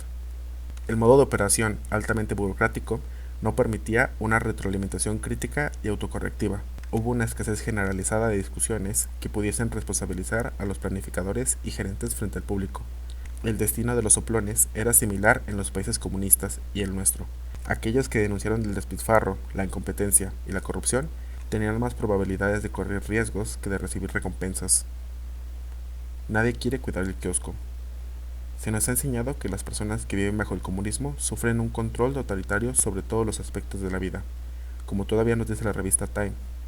Al momento de hablar con las personas que efectivamente viven o vivieron en sociedades comunistas, uno se da cuenta de que no se quejaban tanto del control autoritario, sino de la ausencia de un control responsable. El personal de mantenimiento no estaba en capacidad de realizar las reparaciones necesarias. Los residentes de un nuevo proyecto de vivienda podrían negarse a pagar el alquiler y nadie se molestaría en cobrarlo. Debido a la pésima gestión en la cosecha, el almacenamiento y el transporte, hasta el 30% de todos los productos se perdía entre el campo y la tienda, y miles de toneladas de carne se echaban a perder. La gente se quejaba de los baños rotos, los techos con goteras, los vendedores groseros, los productos de mala calidad, el retraso de los trenes, los servicios hospitalarios deficientes y los burócratas corruptos e irresponsables. La corrupción y el favoritismo eran pan de cada día. Estaba el gerente que regularmente robaba la caja, los trabajadores que sustraían alimentos y bienes de las tiendas estatales o suministros de las fábricas para brindar servicio a los hogares privados, para su beneficio personal, los campesinos de las granjas colectivas que deshuesaban partes de los tractores para venderlas en el mercado negro, el director que aceptaba sobornos para colocar personas en la parte superior de una lista de espera para comprar automóviles, y los campesinos que acaparaban ganado para venderlo a la gente del pueblo a 3 veces el precio fijado por el Estado. Difícilmente podríamos decir que todo esto era el comportamiento de un pueblo temeroso de un terrible régimen totalitario. El sistema como tal premiaba la evasión y el incumplimiento. Así, cuanto peor era el desempeño de la granja colectiva, más sustancial el subsidio y se le exigían menos cuotas de trabajo. Cuanto peor era el desempeño de los plomeros y mecánicos, se les agobiaba menos con solicitudes y cuotas. Cuanto peor era el servicio del restaurante, menor era el número de clientes y más comida sobraba para llevarse a casa o vender en el mercado negro. Lo último que quería el personal del restaurante eran clientes satisfechos que regresaran a cenar a los precios bajos fijados por el gobierno. La disciplina en el trabajo dejaba mucho que desear. Esto no nos debería sorprender demasiado. Estaba en el desempleado que charlaba interminablemente con un amigo por el teléfono mientras una larga fila de personas esperaban el servicio con molestia. Los 2 trabajadores que tardaron 3 días en pintar la pared de un hotel que debería haber tardado unas cuantas horas. Los muchos que salían de sus trabajos para ir de compras. Ese desempeño deficiente, en sí mismo, contribuyó a la baja productividad y al ciclo de escasez. En 1979, el líder cubano Raúl Castro listó los siguientes abusos: la falta de disciplina, las ausencias injustificadas al trabajo, las pausas deliberadas para no sobrepasar las cuotas, que ya son bajas y bastante pobres en la práctica, para que no se modifiquen, a diferencia del capitalismo, donde la gente en el campo trabaja una jornada agotadora de 12 horas e incluso más. Hay muchos casos hoy, especialmente en la agricultura, de personas que trabajan no más de 4 o 6 horas, con excepción de los cortadores de caña y posiblemente un puñado de trabajos más. Sabemos que en muchos casos los jefes de brigada y capataces hacen un trato con los trabajadores para cumplir la cuota en mediodía y luego se van a trabajar para la otra mitad para algún pequeño agricultor privado cercano para obtener un ingreso extra, o para ir despacio para cumplir la cuota en 7 u 8 horas, o cubrir 2 o 3 cuotas en un día y reportarlas como otros días de trabajo a los cuales faltarán. Todos esos truquillos presentes en el agro también se encuentran en la industria, los servicios de transporte, los talleres de reparación y muchos otros lugares donde existe compañerismo desenfrenado, lugares donde tú me haces un favor y yo te lo hago, y donde se hurta a escondidas. Si era despedido, un individuo tenía una garantía constitucional para conseguir otro trabajo, y rara vez tenía alguna dificultad para encontrar uno. El mercado laboral tenía un exceso de demanda. Los trabajadores no temían perder sus trabajos, pero los gerentes temían perder a sus mejores trabajadores, y a veces les pagaban en exceso para evitar que se fueran. Sin embargo, con demasiada frecuencia, ni las recompensas monetarias ni el empleo en sí estaban vinculados al desempeño. El empleado dedicado generalmente no ganaba más que el irresponsable. Los holgazanes y ladrones generaban un efecto desmoralizador en aquellos que querían trabajar en serio. El pleno empleo consiguió empleando una miriada de personas que tenían relativamente poco que hacer. Esto se sumó a la escasez de mano de obra, la baja productividad, la falta de disciplina laboral y la falta de implementación de tecnologías que permitiesen ahorrar mano de obra para maximizar la producción. Los comunistas asumieron que una vez que el capitalismo y los abusos económicos que lo acompañaban fuesen eliminados, y una vez que la producción social fuese comunalizada y la gente contara con cierta medida de seguridad y prosperidad, estarían contentos de cumplir su rol en la división social del trabajo. Esto, a menudo, no resultó ser así. Las economías comunistas operaban con precios fantasiosos que rara vez guardaban alguna relación con el costo o el valor real. Muchos servicios costosos se proporcionaron casi en su totalidad de forma gratuita, como la educación, la atención médica y la mayoría de los eventos recreativos, deportivos y culturales. La vivienda y el transporte, los servicios públicos y los alimentos básicos estaban fuertemente subsidiados. Mucha gente tenía dinero, pero no lo suficiente como para comprar con él. Los artículos de lujo y de calidad eran difíciles de conseguir debido a sus elevados precios. Todo esto a su vez afectó el desempeño laboral. ¿Por qué trabajar duro para ganar más cuando no había tanto para comprar? Los aumentos salariales, cuya función era atraer trabajadores a trabajos desagradables o de bajo prestigio, o servir de incentivo a la producción, solo aumentaron la disparidad entre el poder adquisitivo y la oferta de bienes. Los precios se mantuvieron bajos artificialmente, primero por su dedicación a los principios igualitarios, pero también porque los intentos de reajustarlos provocaron manifestaciones obreras en Polonia, Alemania del Este y la URSS. Debido a eso, en la Unión Soviética y Polonia, el Estado se negó a aumentar el precio del pan, cuyo precio era de unos pocos centavos por barra, aunque costaba menos que el alimento para animales. El resultado, los agricultores de ambos países compraron el pan para alimentar a sus cerdos.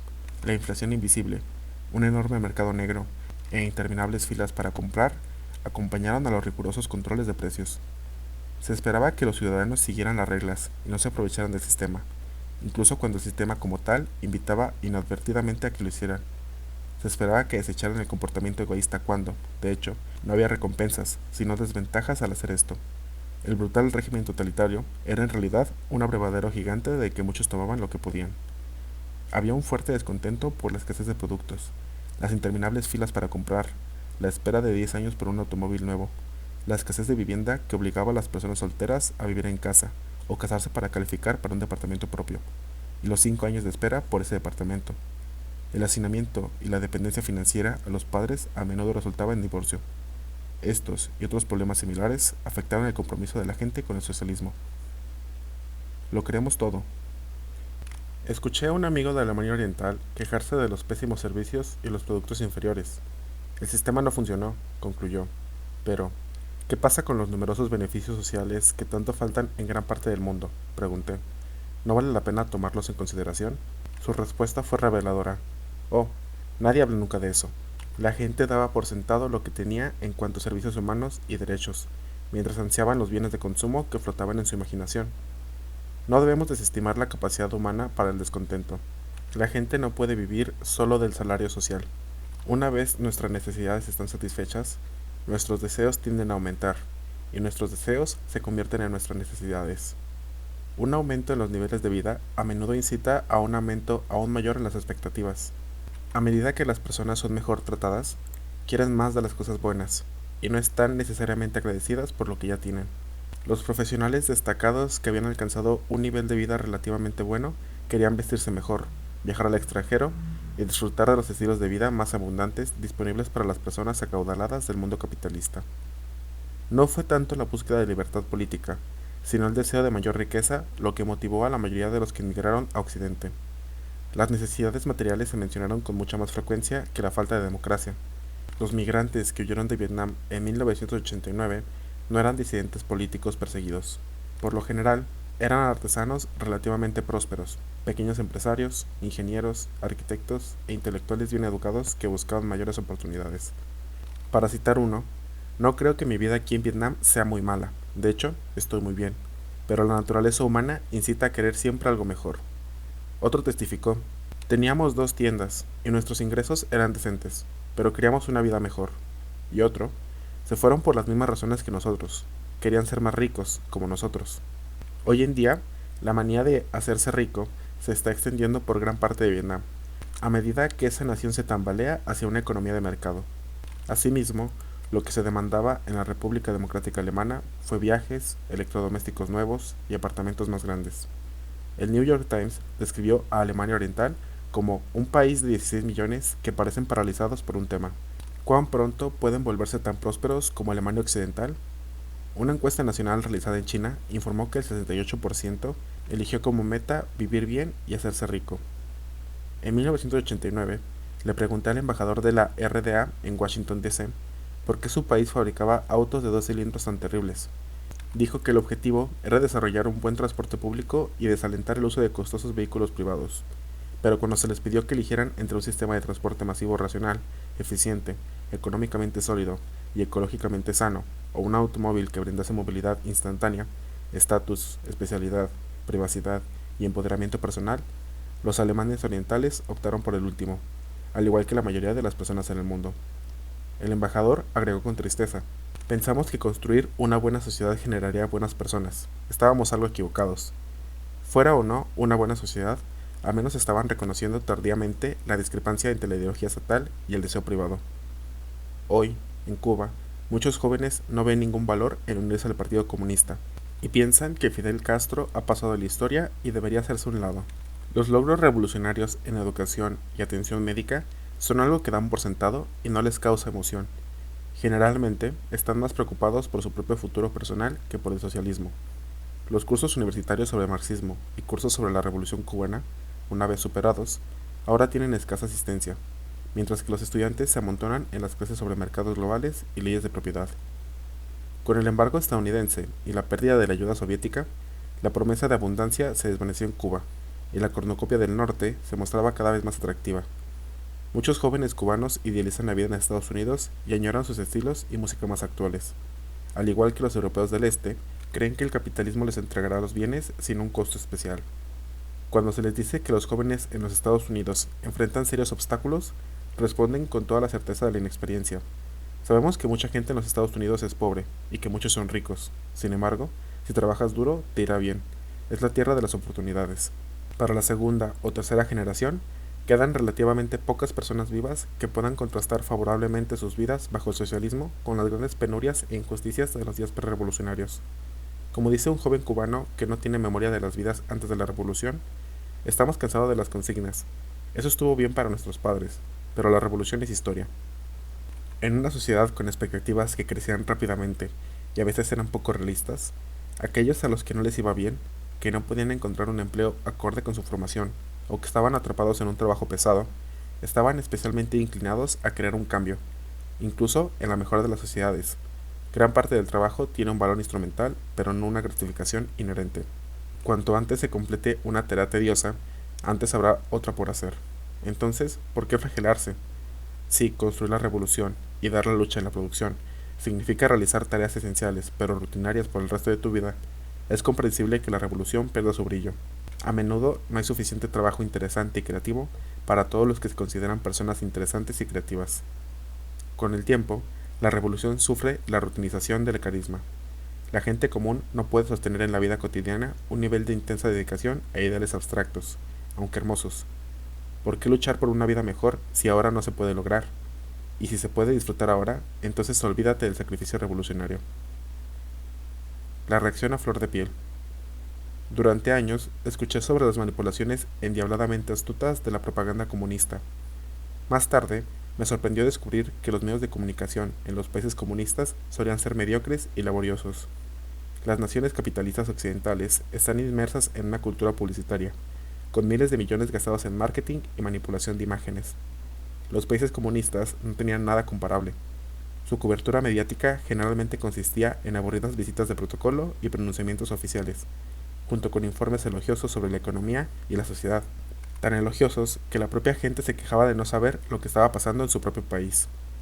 Podían leer sobre abusos de poder, accidentes industriales, protestas de trabajadores y terremotos que ocurrían en todos los países menos en el suyo. E incluso, cuando la prensa expuso los abusos internos, por lo general no se llegaron a corregir. Los informes de los medios a veces estaban tan en conflicto con la experiencia diaria de las personas, que no se creía la prensa oficial incluso cuando decía la verdad, como cuando informaba sobre la pobreza y la represión en el mundo capitalista. En todo caso, muchos intelectuales de las naciones comunistas estaban absolutamente ilusionados con el mundo capitalista y no estaban dispuestos a mirar a su lado más sórdido. Con una oposición feroz al sistema socialista, su anticomunismo los llevaba a ser adoradores fanáticos de la reacción occidental. Cuanto más rabiosas eran las posiciones edgys y reaccionarias, más atractivo tenían para la intelectualidad. Con fervor casi religioso, los intelectuales sostuvieron que el occidente capitalista, especialmente Estados Unidos, era un paraíso de libre mercado, de superabundancia y oportunidades casi ilimitadas. Tampoco podían creer nada que refutase tal afirmación. Con total certeza, los intelectuales moscovitas, bien alimentados y con educación universitaria, sentados en sus modestos pero cómodos apartamentos, les decían a los visitantes estadounidenses: los más pobres entre ustedes viven mejor que nosotros. Un subdirector conservador del Wall Street Journal, David Brooks, ofrece este perfil del intelectual moscovita. Es el maestro del desprecio y siente que vive en un mundo gobernado por imbéciles. Él no tiene inseguridad, ni busca las respuestas correctas. Las respuestas inmediatas son obvias: democracia y capitalismo. Su tarea autoimpuesta es aplastar a los idiotas que se interponen en el camino. No tiene los gestos rococó de nuestros intelectuales, pero valora la franqueza, la rudeza y la arrogancia. Estos intelectuales demócratas aman a Ronald Reagan, los Marlboro y a los confederados estadounidenses. Tomemos un ejemplo de Andrei Sájarov, un niño mimado de la prensa estadounidense, quien regularmente elogió el capitalismo corporativo mientras menospreciaba los avances logrados por el pueblo soviético. Criticó al movimiento pacifista estadounidense por su oposición a la guerra de Vietnam y acusó a los soviéticos de ser expansionistas militares y los únicos culpables de la carrera armamentista. Sájarov apoyó todas las intervenciones armadas de los Estados Unidos en el extranjero como una defensa de la democracia y describió a los nuevos sistemas armamentísticos de Estados Unidos, tales como la bomba de neutrones, como algo principalmente defensivo. Pese a ser descrito por los líderes estadounidenses y los medios de comunicación como un defensor de los derechos humanos, nunca soltó una sola palabra en contra de las violaciones de los derechos humanos perpetradas por los regímenes fascistas de los fieles estados clientelares a los Estados Unidos, incluidos el de Chile de Pinochet y la Indonesia de Suharto, y dirigió comentarios sarcásticos hacia quienes lo hacían. Atacó con regularidad a todos los occidentales que disentían de la ortodoxia anticomunista y se oponían al intervencionismo estadounidense en el exterior. Al igual que con muchos otros intelectuales de Europa del Este, la militancia disidente de Sájarov no se extendió a aquellas opiniones alineadas a su propia izquierda. Véase Andrei Sájarov, My Country and the World, New York, Vintage Books, 1975, especialmente los capítulos 3, 4 y 5. Tuvo una experiencia memorable con el destacado periodista Isidore Feinstein Stone, en Washington, por el año de 1987. Isi, como se le llamaba, acababa de dar una charla en el Institute for Policy Studies, elogiando a Sájarov como un valiente campeón de la democracia, una descripción que parecía estar muy en deuda con la imagen de los medios estadounidenses tienen de Sájarov. Al encontrarme con Stone en la calle, después del evento, le dije que deberíamos distinguir entre el derecho a hablar de Sájarov, que apoyé, y el contenido reaccionario y dominado por la CIA de su discurso, que no estábamos obligados a elogiar. Me detuvo en medio de una oración y gritó: «Estoy harto y cansado de la gente que le limpia el trasero a la Unión Soviética». Luego se alejó pataleando. Easy Stone era normalmente un hombre educado, pero como muchos izquierdistas estadounidenses, desechaban la cortesía y el raciocinio cuando afloraba su antisovietismo. En ocasiones posteriores, me habló de la manera más amistosa, pero ni una sola vez pensó en disculparse por ese arrebato. La tolerancia hacia el imperialismo occidental se propagó incluso a los altos mandos del propio gobierno soviético, como se refleja en un comentario hecho en 1989 por un alto funcionario del Ministerio de Relaciones Exteriores soviético, Andrei Kozyrev, quien afirmó que los países del tercer mundo no sufren tanto del capitalismo, sino de su carencia. Ya fuese intencionalmente o por estupidez, confundió el capital, del que carecen esas naciones, con el capitalismo, del que tienen más que suficiente. También afirmó que ninguno de los principales grupos burgueses en Estados Unidos está conectado con el militarismo. Pensarlos como imperialistas que saquean países del tercer mundo era un estereotipo que debía ser descartado. Como método de análisis que se ocupa principalmente del capitalismo realmente existente, el marxismo tiene relativamente poco que decir sobre el desarrollo de las sociedades socialistas. En los países comunistas, el marxismo se enseñó como el catecismo. Su crítica del capitalismo no tenía vitalidad ni significado para quienes vivían en una sociedad no capitalista. En cambio, la mayoría de los intelectuales encontraron entusiasmo en el fruto prohibido de la ideología burguesa occidental. Al mirar a Occidente, no estaban interesados en ampliar sus horizontes ideológicos, un objetivo deseable, sino en reemplazar la visión dominante con una ortodoxia anticomunista de derecha. No buscaban el fin de la ideología, sino la sustitución de una ideología por otra. Sin dudarlo, sumaron sus voces al coro cantando las glorias del paraíso del libre mercado. La inteligencia de derecha, gracias a la potente financiación que recibía de Occidente, produjo publicaciones como Moscow News y Argumenti Fakti, que emitieron un mensaje virulentamente procapitalista y proimperialista. Una de esas publicaciones, Literatura Gazeta, marzo de 1990, exaltó a Reagan y a Bush, llamándolos estatistas y arquitectos de la paz. Cuestionó la necesidad de un ministro de Cultura en la URSS, incluso cuando estaba encabezado por un anticomunista. No existe tal ministerio en los Estados Unidos, y, sin embargo, parece que no hay nada de malo en la cultura estadounidense. ¿Y quién dijo que los rusos no tienen sentido del humor? Con el declive del poder comunista en Europa del Este, la peor escoria política comenzó a aflorar a la superficie. Simpatizantes pronazis y grupos de odio de todo tipo, aunque no eran los únicos proveedores de intolerancia, en 1990, nada menos que el líder de Solidaridad Polonia, es una federación sindical polaca de raíces cristianas fundada en 1980. Lech Walesa declaró que una pandilla de judíos se había apoderado del abrevadero y está empeñada en destruirnos. Más tarde, sostuvo que el comentario no se aplicaba a todos los judíos, sino solo a aquellos que se cuidaban a sí mismos sin importarles un carajo a los demás. Al año siguiente, en las elecciones presidenciales postcomunistas de Polonia, varios candidatos, incluidos Walesa, competían para ver quién realizaba más alusiones antisemitas. En 1996, en una ceremonia nacional, el jefe de Solidaridad, Zygmunt Grostak, recurrió a vituperios antisemitas mientras criticaba al anterior régimen comunista. Romantizando el capitalismo. En 1990, en Washington, el embajador húngaro realizó una conferencia de prensa para anunciar que su país estaba descartando su sistema socialista porque no funcionaba. Cuando le pregunté por qué no funcionó, dijo, no lo sé. Aquí había alguien que confesaba no entender las deficiencias del proceso socioeconómico de su país, a pesar de que él era uno de los encargados de ese proceso. Los líderes que solo hablan entre ellos pronto pierden el contacto con la realidad. Los políticos de aquellos estados comunistas mostraban sorprendentemente una comprensión no marxista de los problemas a los que se enfrentaban. Hubo denuncias y advertencias en abundancia, pero poco análisis sistémico de por qué y cómo las cosas habían llegado a tal callejón sin salida.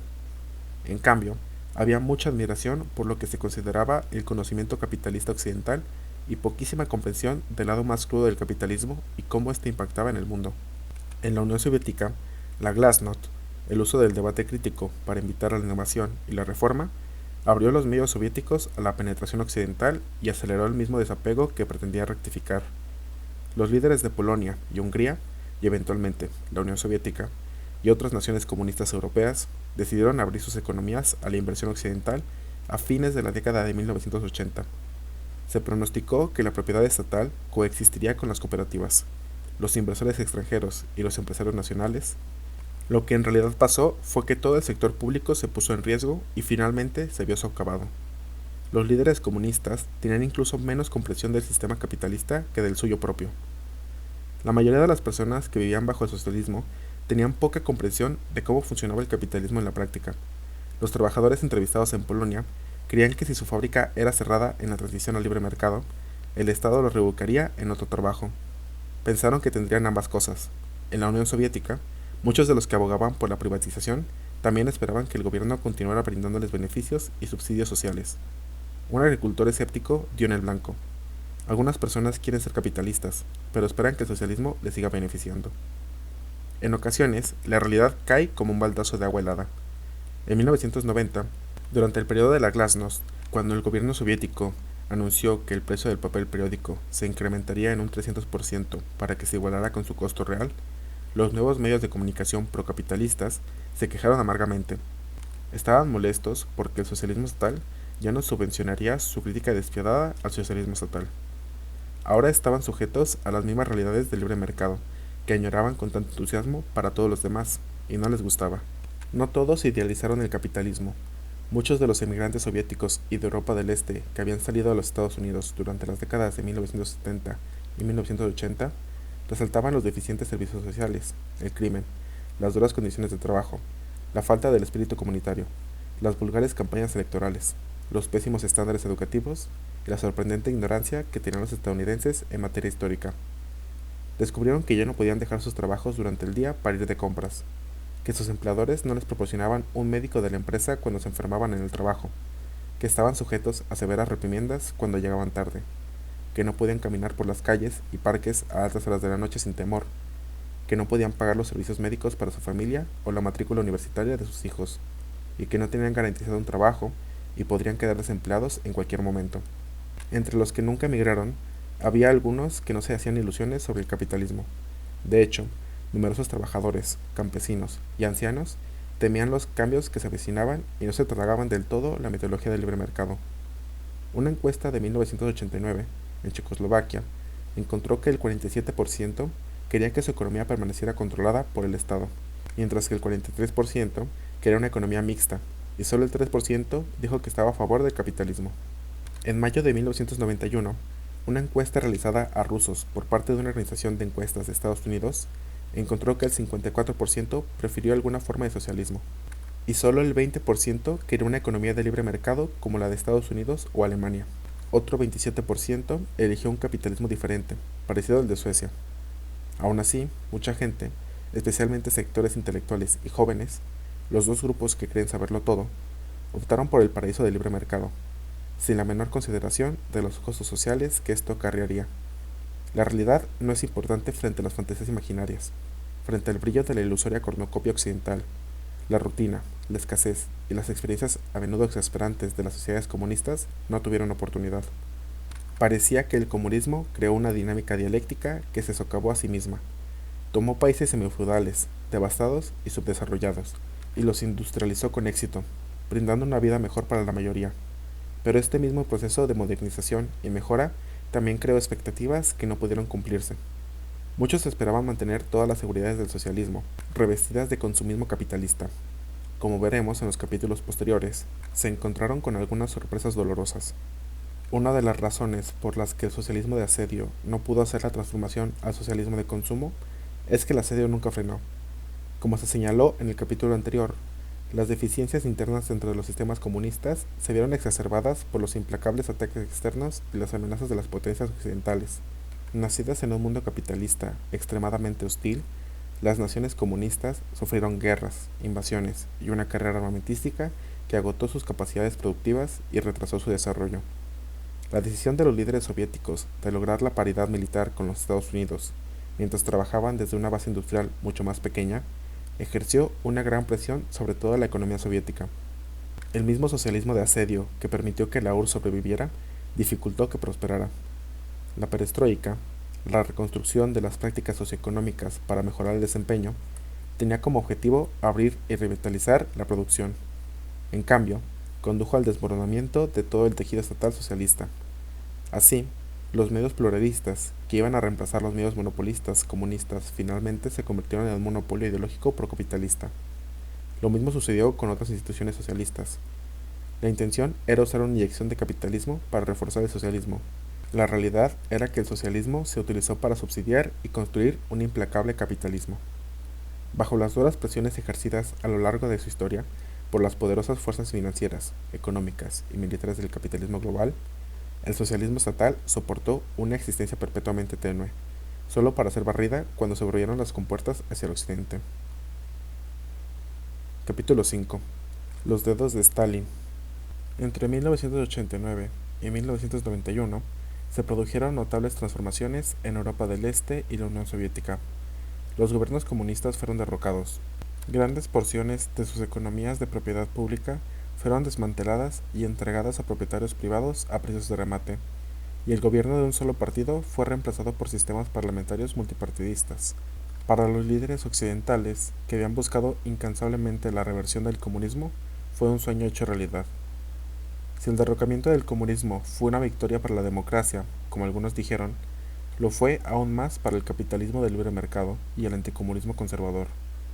Parte del crédito debería ir a la CIA y a otras agencias de la Guerra Fría, como el Fondo Nacional para la Democracia, la AFL-CIO, la Fundación Ford, el Fondo de los Hermanos Rockefeller, Pew Charitable Trust y varios grupos de derecha que financiaron organizaciones, medios de comunicación y políticos anticomunistas y libertarios en toda Europa del Este y la Unión Soviética.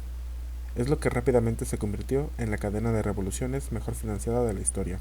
Los levantamientos enfrentaron muy poca violencia, como se jactó Lech Walesa en noviembre de 1989.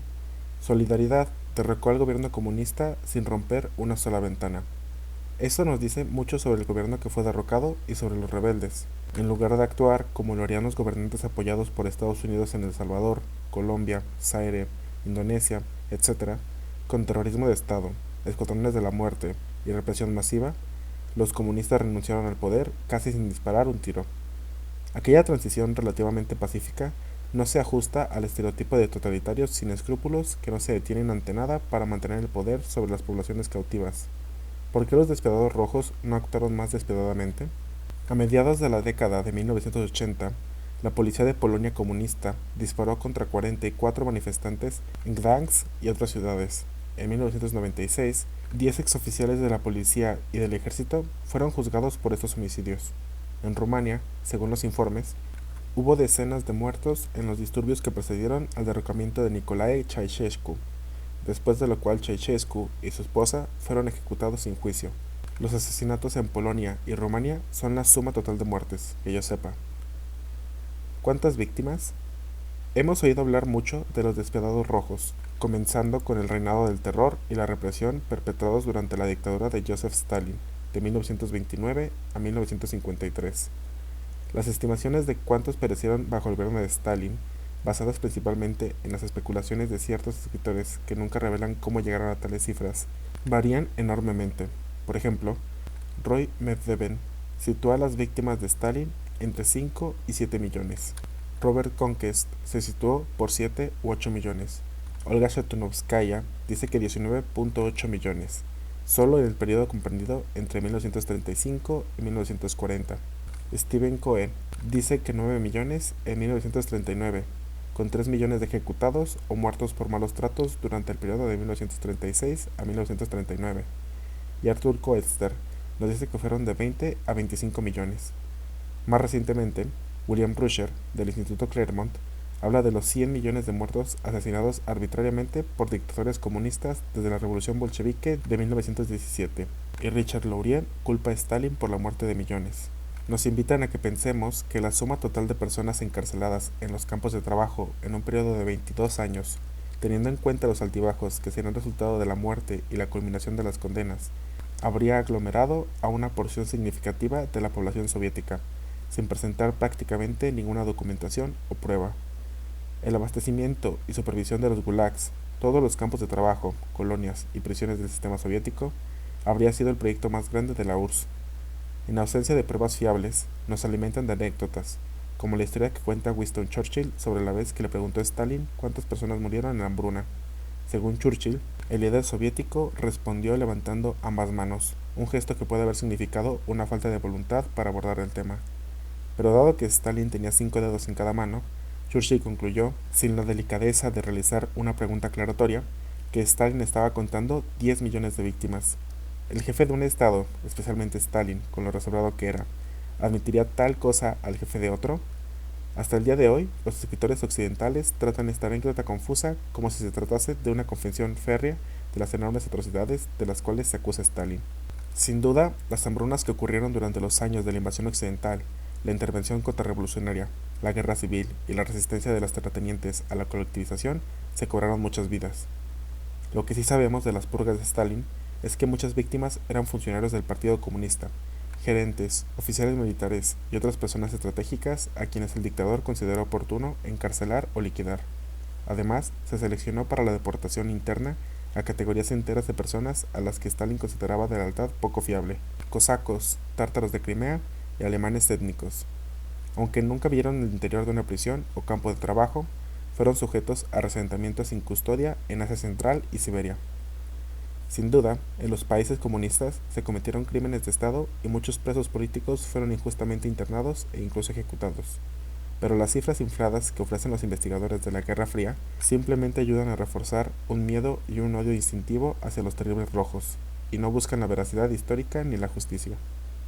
En 1993, por primera vez, varios historiadores obtuvieron acceso a los archivos secretos de la policía soviética y pudieron establecer estimaciones bien documentadas de los internos en prisiones y campos de trabajo. Descubrieron que la población total en todos los gulags en enero de 1939, cerca del final de la Gran Purga, era de 2.022.976. A modo de comparación, en 1995, según el Bureau of Justice Statistics, en los Estados Unidos había 16 millones de personas en prisión, 3 millones en probación y 700.000 en parol, dando un total de 5.3 millones en el sistema penitenciario. Otros millones han cumplido su condena, pero están conectados al sistema penitenciario de alguna manera. Casi durante el mismo periodo comenzó una purga de los purgadores, incluidos muchos funcionarios de la policía secreta y de la inteligencia NKVD, y miembros del Poder Judicial y otros comités de investigación, quienes repentinamente fueron considerados responsables de los excesos del terror a pesar de sus declaraciones de fidelidad al régimen. Los campos de trabajo soviéticos no eran campos de exterminio como los que construyeron los nazis en toda Europa. No hubo exterminios sistemáticos de reclusos, ni cámaras de gas, ni crematorios para disponer de millones de cuerpos. A pesar de las duras condiciones, la mayoría de los recursos del Gulag sobrevivieron y finalmente regresaron a la sociedad cuando se les concedió la amnistía o cuando terminaron sus condenas. En un año determinado, entre el 20 y el 40% de los reclusos fueron puestos en libertad, según registros del archivo. Sin importar estos hechos, el corresponsal en Moscú del New York Times continúa describiendo el Gulag como el mayor sistema de campos de exterminio en la historia moderna. Casi 1 millón de prisioneros de Gulag fueron liberados durante la Segunda Guerra Mundial para servir en el ejército. Los archivos revelan que más de la mitad de todas las muertes por Gulag durante el periodo de 1934 a 1953 ocurrieron durante los años de la guerra, de 1941 a 1945, principalmente por desnutrición, cuando era toda la población soviética la que experimentaba la severa austeridad. Alrededor de 22 millones de ciudadanos soviéticos perecieron en la guerra. En 1944, por ejemplo, la tasa de muertes en los campos de trabajo era del 92 por cada 1000 personas. Para 1953, con la recuperación de la posguerra, las muertes en los campos habían disminuido a 3 por cada 1000. ¿Deberían todos los reclusos del Gulag ser considerados víctimas inocentes de la represión roja? Contrariamente a lo que se nos ha hecho creer, los arrestados por delitos políticos, delitos contrarrevolucionarios, sumaban del 12 al 33% de la población carcelaria, variando de un año a otro. La gran mayoría de los reclusos fueron acusados de delitos no políticos: asesinato, asalto, robo, bandolerismo, contrabando, estafa y otras infracciones punibles en cualquier otra sociedad. Las ejecuciones totales desde 1921 hasta 1953, un lapso de 33 años, fueron de 799.455. Los investigadores no proporcionaron un desglose de esta cifra. Incluye a los que fueron culpables de delitos capitales no políticos, así como los que colaboraron en la invasión capitalista occidental y las subsiguientes atrocidades del ejército de la Guardia Blanca. También incluye algunos de los colaboradores pronazis durante la Segunda Guerra Mundial y probablemente prisioneros de las SS alemanas. En cualquier caso, Los asesinatos de opositores políticos no fueron de millones o decenas de millones, lo que no quiere decir que el número real fuera intrascendente o justificable. Los tres historiadores que estudiaron los registros hasta ahora secretos del Gulag concluyeron que el número de víctimas fue mucho menor de lo que se suele afirmar en Occidente. Este hallazgo es ridiculizado por el liberal anticomunista Adam Hochschild, quien prefiere repetir la historia de Churchill sobre los dedos de Stalin. Como muchos otros, Hochschild no tiene problemas para aceptar especulaciones no documentadas sobre el Gulag, pero sí muchas dificultades para aceptar las cifras documentadas extraídas de los archivos de la NKVD. ¿A dónde fueron los gulags? Algunos escritores anticomunistas rusos, como Sájarov y muchos progres anticomunistas estadounidenses, sostienen que el gulag existió hasta los últimos días del comunismo. El término gulag se incorporó al idioma inglés en parte porque se hacían constantes referencias a su supuesta existencia. Un miembro senior de inclinaciones progresistas del Institute for Policy Studies, Robert Borsage, me envió una nota en diciembre de 1982 afirmando enfáticamente que el gulag existe. Cuando di charlas en los campus universitarios durante la década de 1980 sobre las políticas de gasto interno del presidente Reagan, me encontré repetidamente con miembros de la facultad que, independientemente del tema de discusión, insistieron en que también hablara sobre el gulag que, según decían, todavía encerraba a muchos millones de víctimas. Mi negativa a hacer una genuflexión ante esa ortodoxia molestó a varios de ellos. Si es así, ¿a dónde se fueron?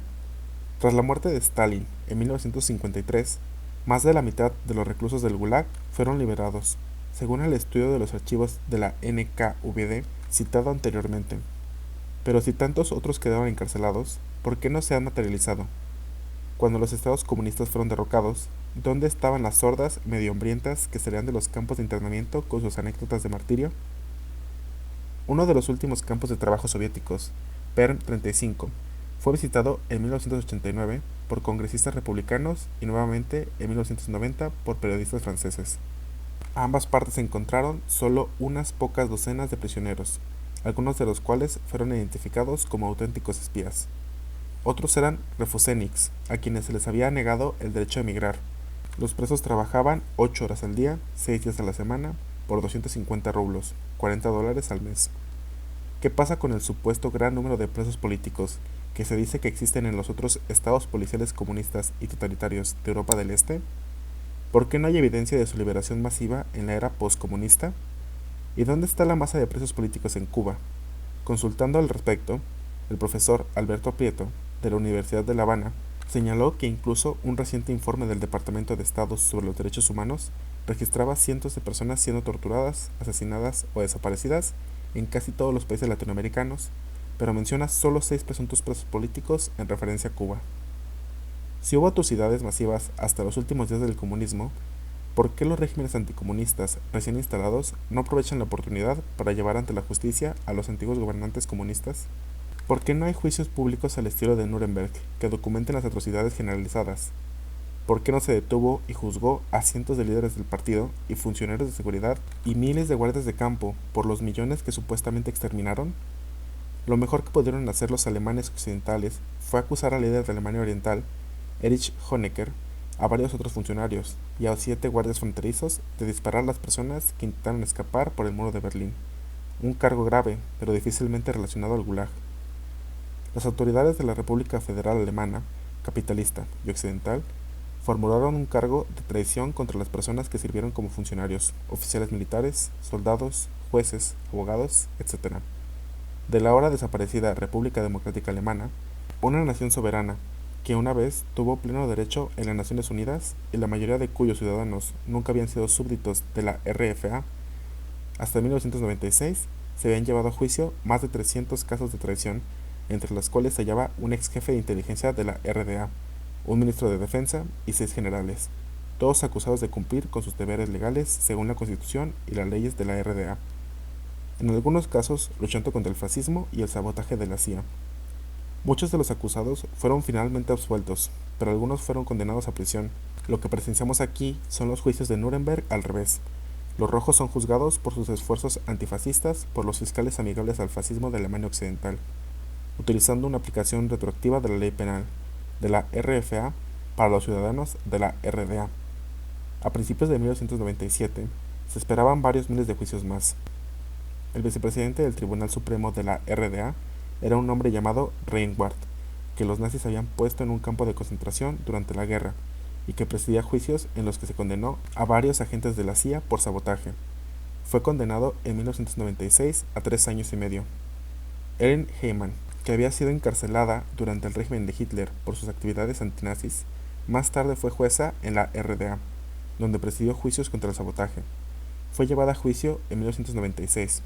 Cuando se leyó su condena, el juez señaló que un factor adicional en su contra era que había sido entrenada por un abogado judío que había sido abogado defensor de los comunistas y socialdemócratas.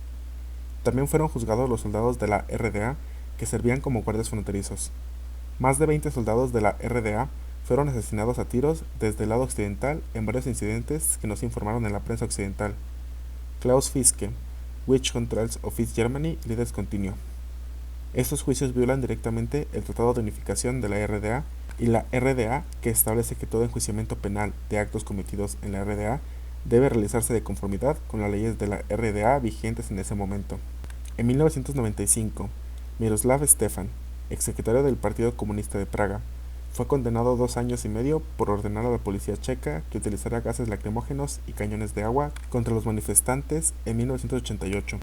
Este es el mejor ejemplo de la sanguinaria opresión roja que los restauradores del capitalismo en Checoslovaquia pudieron encontrar. Una acción que ni siquiera califica como delito en la mayoría de las naciones occidentales.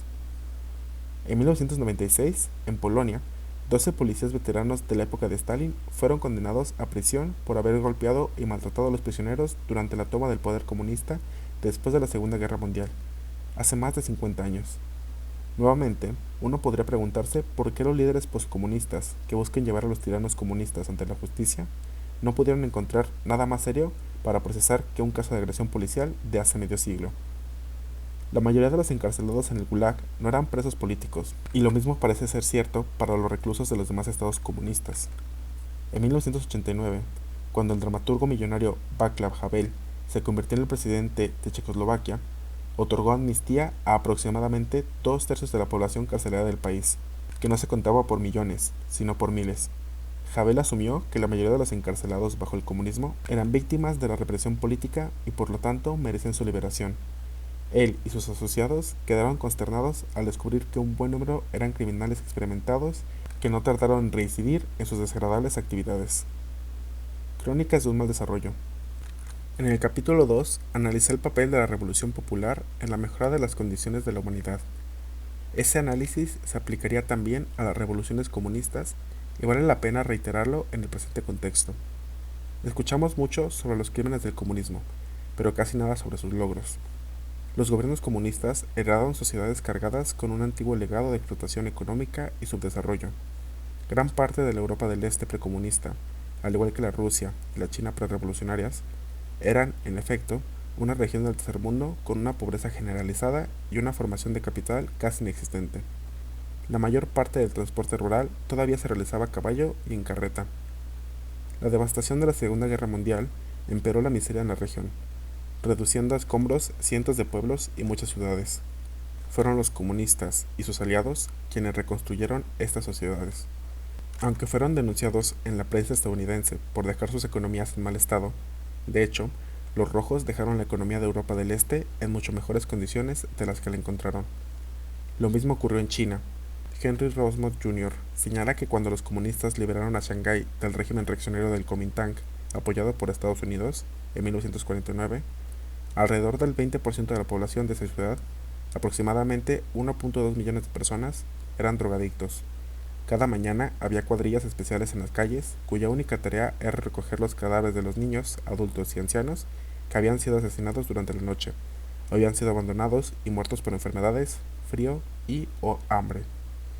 Durante los años del mandato de Stalin, la nación soviética logró avances dramáticos en alfabetización, salarios industriales, atención médica y derechos de las mujeres. Estos logros generalmente no se mencionan cuando se habla de la era stalinista. Decir que el socialismo no funciona es pasar por alto el hecho de que efectivamente funcionó. En Europa del Este, Rusia, China, Mongolia, Corea del Norte y Cuba, el comunismo revolucionario mejoró enormemente el estilo de vida del pueblo en contraste con la miserable existencia que habían soportado bajo señores feudales, jefes militares, colonizadores extranjeros y capitalistas occidentales. El resultado final fue una mejora dramática en las condiciones de vida de cientos de millones de personas en una escala nunca antes vista en la historia. El socialismo estatal transformó países desesperadamente pobres en sociedades modernizadas en las que todos tenían suficiente comida, ropa y vivienda, donde los ancianos tenían pensiones aseguradas y donde todos los niños y muchos adultos iban a la escuela y a nadie se le negaba atención médica. Algunos de nosotros, de familias pobres, que cargamos con las invisibles heridas de clase, estamos muy impresionados por estos logros y no estamos dispuestos a descartarlos como algo meramente económico. Pero, ¿y los derechos democráticos que les fueron negados a estos pueblos? De hecho, a excepción de Checoslovaquia, estos países habían experimentado poca democracia política en los días anteriores al comunismo.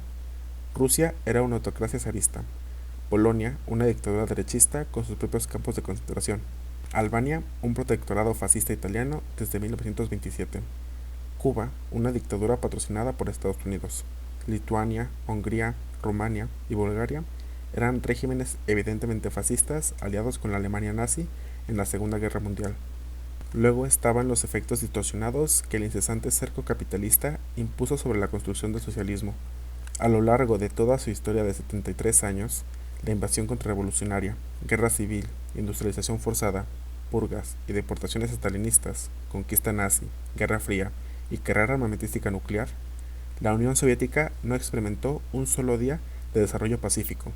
En el intento de mantener el mismo nivel militar con los Estados Unidos, los soviéticos asumieron costos de defensa aplastantes que agobiaron seriamente su economía civil. Además, enfrentaron boicot monetario, discriminación comercial y embargo tecnológico de Occidente. Las personas que vivieron bajo el comunismo sufrieron escasez crónica, largas filas, bienes y servicios de mala calidad y muchos otros problemas. Querían una vida mejor, ¿y quién podría culparlos? Sin el cerco capitalista, habrían tenido mejores oportunidades de resolver la mayor parte de sus problemas internos. Todo esto no es negar las evidentes deficiencias de los sistemas comunistas. Lo que quiero señalar es que gran parte del crédito por la deformación y la decadencia del comunismo debe recaer en las fuerzas occidentales que se dedicaron incansablemente a esta tarea, utilizando todos los medios posibles de agresión política, económica, militar y diplomática para lograr una victoria que seguirá costándole caro a la gente del mundo durante mucho tiempo.